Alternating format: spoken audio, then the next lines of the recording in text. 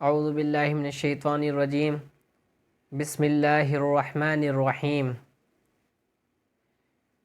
ہر قوم پر اللہ تعالیٰ نے نبی بھیجے ہیں۔ جس قوم پر دیکھا کہ برائی شروع ہو چکی، یعنی کہ لوگ باغ جو ہیں وہ غلط راہ پر پہنچ گئے، تو اللہ تعالیٰ نے ہر قوم پر نبی بھیجے ہیں۔ یعنی کہ کسی پر موسیٰ علیہ السلام آئے، کسی پر عیسیٰ علیہ السلام آئے، کسی پر داؤد علیہ السلام آئے، کسی پہ یحییٰ علیہ السلام آئے، کسی پہ زکریا علیہ السلام آئے، یعنی کہ ہر قوم پر نبی آئے ہیں۔ ایسے ہی ایک قوم جو گزری ہے وہ حضرت شعیب علیہ السلام جو ہیں ان کی قوم گزری ہے۔ حضرت شعیب علیہ السلام ان کی قوم کیا کام کرتی تھی، یعنی کہ جو غلط کام کرتا تھا اللہ تعالیٰ نے ہر قوم پر ہر نبی بھیجے، اور ہر نبی سے کہا کہ ہماری بڑائی بیان کریے ان کے سامنے جا کے، اور انہیں جو غلط کام کر رہا ہے ان سے روکیے۔ ہر قوم پر ہر نبی آئے ہیں، جس نے نبی کی بات مان لی اللہ تعالیٰ نے انہیں بچا لیا، اور جس نے نبی کی بات نہیں مانی اللہ تعالیٰ نے انہیں ہلاک کر دیا۔ اب یہ سوچنے کی بات ہے، ہر قوم کو پتہ تھا کہ ہم سے پہلے نبی جو گزرے ہیں ان پہ یہ عذاب آئے ہیں، ان پہ یہ عذاب آئے ہیں، لیکن عمل پھر بھی نہیں کرتے تھے۔ شیطان نے ان لوگوں پر ایسا قبضہ جما لیا تھا۔ ایسا ہی حضرت شعیب علیہ السلام جو گزرے ہیں ان کی قوم کیا کام کرتی تھی، ان کی قوم کا کام یہ تھا کہ بتوں کی پوجا کرنا، کم تولنا، کم ناپنا، یعنی کہ بتوں کی پوجا کرتے تھے اور وہ کم تولا کرتے تھے، کم ناپا کرتے تھے۔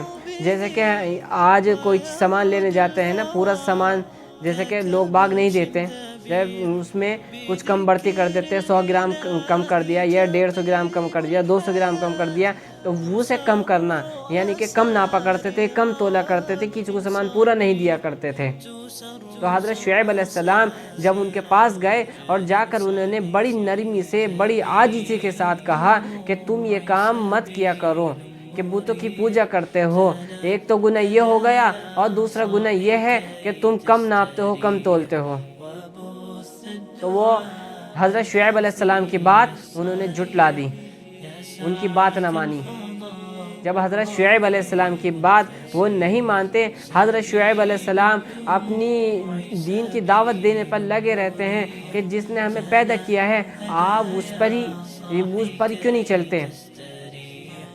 اللہ کی تعریف بیان کرتے ہیں، لیکن شیطان نے ایسا قبضہ کر رکھا تھا، لیکن انہوں نے وہ کام نہ چھوڑے۔ حضرت شعیب علیہ السلام نے یہ کہا کہ تم ایسے کام مت کرو جو سڑکوں پر بیٹھ کر جو ایمان لائے ہوئے لوگ ہیں انہیں پریشانی پہنچے، انہیں دکھ پہنچے۔ یعنی کہ آج ایسے ہیں جیسے کہ سڑکوں پر بیٹھ جاتے ہیں اور وہاں پر بیٹھنے کے بعد کچھ ایسے کام کرتے ہیں جو آج راہ چلنے والوں کو بھی پریشانی ہوتی ہے۔ وہ کام جو ایمان لائے ہوئے ہیں انہیں ایسا کام مت کرو کہ انہیں تکلیف ہو، محسوس ہو، یعنی کہ انہیں تکلیف ہو، تم ایسا کام مت کرو۔ لیکن وہ اپنے کہنے پر رہتے ہیں کہ وہ کسی کی بات نہ مانتے۔ وہ کہنے لگے کہ شعیب جو ہمارے باپ دادا کرتے ہوئے آ رہے ہیں، یعنی کہ بتوں کی پوجا، ہم اس کو کیوں چھوڑ دیں۔ انہوں نے یہ کہا کہ جو ہمارے باپ دادا کرتے ہوئے آ رہے ہیں ہم اس کو کیوں چھوڑ دیں، اور یہ جو مال ہے، یعنی کہ جو ان کے غریب لوگ تھے وہ تو ایمان لائے ہوئے تھے، کچھ مالدار لوگ ایسے تھے جو ایمان نہیں لائے ہوئے تھے، تو انہوں نے کہا کہ جو ہمارا مال ہے، ہماری دولت ہے، ہم کماتے ہیں، ہمارے پاس ہے، تو ہم ہی اپنی مرضی سے خرچ کریں گے، جہاں چاہیں گے وہیں پر ہم خرچ کریں گے۔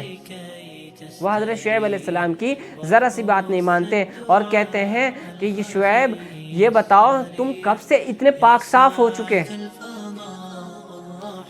اور کہا کہ تم ایک کام کرو، تم یہ دین چھوڑ کر ہمارے دین میں واپس آ جاؤ۔ حضرت شعیب علیہ السلام سے کہا، اور یہ کہا کہ اگر تمہارے ساتھ تمہاری یہ جو غریب لوگ اگر یہ نہ ہوتے نا تو ہم تمہیں پتھر مار مار کر تمہیں ہلاک کر دیتے۔ اور وہ یہ کہتے تھے کہ اگر تم اس معاملے میں سچے ہو تو آسمان سے پتھر برسوا کے دکھاؤ، ہمارے پر پتھر برسے، یعنی کہ اللہ کے عذاب کو بلا رہے ہیں، دعوت دے رہے ہیں اللہ کے عذاب کو۔ یہ پتہ کب ہوتا ہے؟ یہ اس حالات پر ہوتا ہے جب انسان کے اوپر، انسان کے دل پہ، انسان کے دماغ پہ شیطان قبضہ کر لیتا ہے، اور وہ قبضہ کب کرتا ہے؟ جب ہم اللہ سے دور ہو جاتے ہیں۔ انسان دیکھو اللہ سے دور ہوئے گا تو شیطان کے پاس جائے گا، یعنی کہ شیطان ملے گا اسے. اگر وہ خدا کے پاس ہوئے گا، شیطان سے دور جائے گا تو اسے خدا ملے گا، اللہ ملے گا. اب اس کے ذریعے بھی ہم بتا رکھے ہیں، اس کے ذریعے حدیثوں میں سب موجود ہیں ہم شیطان سے کیسے بچیں اور شیطان سے بچنے کی دعا کیا ہے، وہ سب چیز معلوم ہے. تو انہوں نے یہ کہا کہ اگر تم سچے ہو تم آسمان سے پتھر برسوا کے دکھاؤ، یعنی کہ وہ جو ہے عذاب کو دعوت دے رہے ہیں اللہ تعالیٰ کے. تو حضرت شعیب علیہ السلام انہوں نے یہ کہا کہ جس کام سے میں تمہیں روکتا ہوں، جس کام سے میں تمہیں منع کرتا ہوں، ایسا میں کہ تمہارے ساتھ لگ جاؤں اس میں. ایک تو وہ ہے یعنی کہ وہ کام سے روکتے ہیں کہ یہ کام مت کرو، اور انہوں نے کہا کہ تم ہمارے دین میں واپس آ جاؤ. اور وہ انہوں نے کہا حضرت شعیب علیہ السلام جس کام سے میں تمہیں روکتا ہوں اس کام میں کیسے آ جاؤں، میں اللہ سے ڈرتا ہوں، میں اللہ پر بھروسہ رکھتا ہوں. اور حضرت شعیب علیہ السلام نے یہ کہا کہ دیکھو کہ تمہیں خود پتہ چل جائے گا، چند دنوں کے بعد خوب پتہ چل جائے گا کہ کون سچا ہے کون جھوٹا ہے. اور حضرت شعیب علیہ السلام نے کہا کہ تم سچ میں اللہ کو بھول گئے، اللہ سے دور ہو گئے، اللہ کا خوف جو ہے تمہارے دل سے بالکل نکل چکا. کچھ دنوں کے بعد تمہیں پتہ چل جائے گا کون سچا ہے کون جھوٹا ہے اور اللہ کا عذاب کس پر اترتا ہے.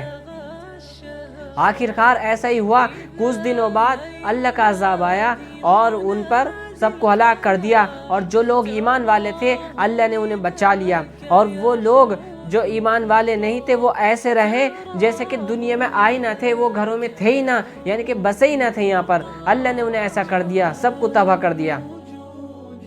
یعنی کہ بتوں کی پوجا کرنا، نمازوں کو چھوڑنا، اور کم تولنا، کم ناپنا، دولت کا گھمنڈ کرنا، جھوٹ بولنا، یہ جتنی بھی چیزیں ہیں نا یہ سب اللہ سے دور کرتی ہیں. اللہ کو یہ چیز پسند نہیں.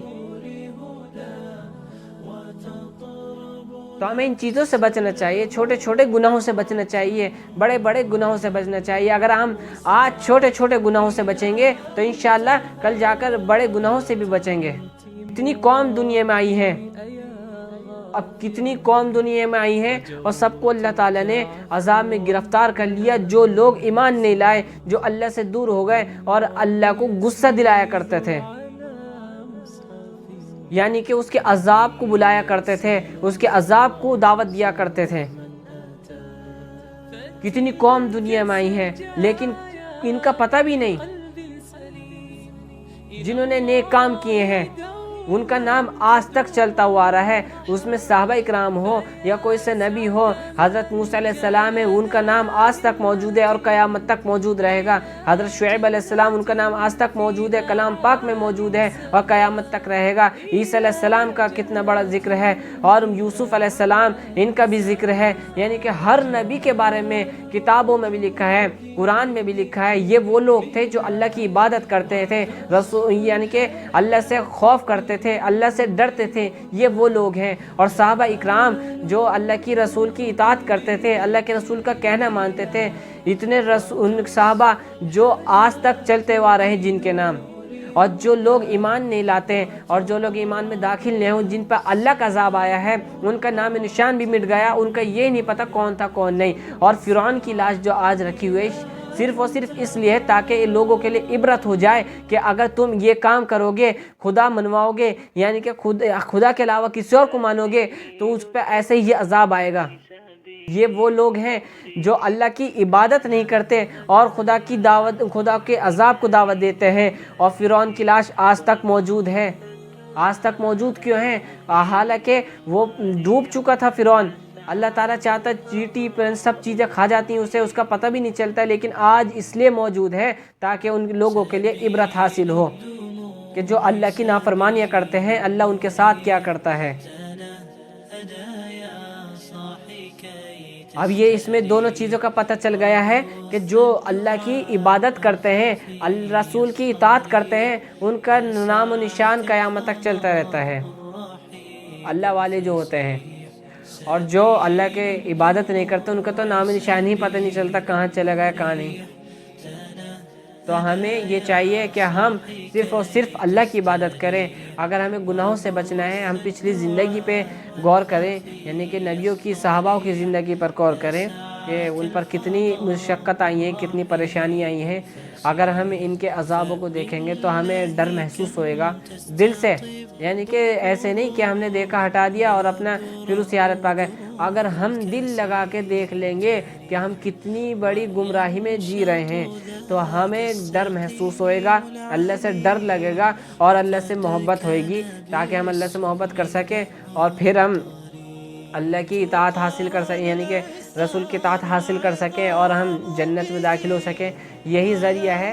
اگر ہمیں دیکھنا ہے تو ہم پچھلی زندگی پہ نظر ڈال لیں، اور جب نظر ڈالیں گے تو جب ہمیں پتہ چل جائے گا کون صحیح ہے کون غلط ہے۔ دیکھیے، پتہ تو سب کو ہے کہ موت آنی ہے، یہ تو سب کو معلوم ہے موت آنی ہے، اور یہ بھی معلوم ہے کہ موت کے بعد حساب و کتاب ہونا ہے، اور یہ بھی معلوم ہے کہ موت کے بعد حساب و کتاب جس کا صحیح ہوگا وہی بخشا جائے گا، اور جس کا صحیح نہیں ہوگا وہ بہت پریشانی میں پڑ جائے گا۔ یہ سب کو معلوم ہے، لیکن عمل کیسے کریں گے اسے سوچنا چاہیے۔ عمل کیسے کریں گے؟ ہمیں سب سے پہلے تو یہ سوچنا چاہیے کہ ہمیں خدا دیکھ رہا ہے، یعنی کہ جو کام ہم کر رہے ہیں نا دنیا میں، اچھے برے سارے کام، تو ہمیں خدا دیکھ رہا ہے، فرشتے لکھ رہے ہیں، اور موت ہر حال میں آنی ہے۔ دیکھو، موت کسی کو نہیں پتا کب کہاں کیسے آ جائے۔ جب تک انسان کا موت کا وقت نہیں آتا، یعنی کہ فرشتہ سامنے نہیں دکھتا، جب تک اس کی توبہ قبول ہوتی رہتی ہے، وہ توبہ کرے گا، اللہ معاف کرتا رہے گا۔ لیکن جہاں موت کا وقت قریب آیا، اس کے توبہ کے دروازے بند ہو جاتے ہیں۔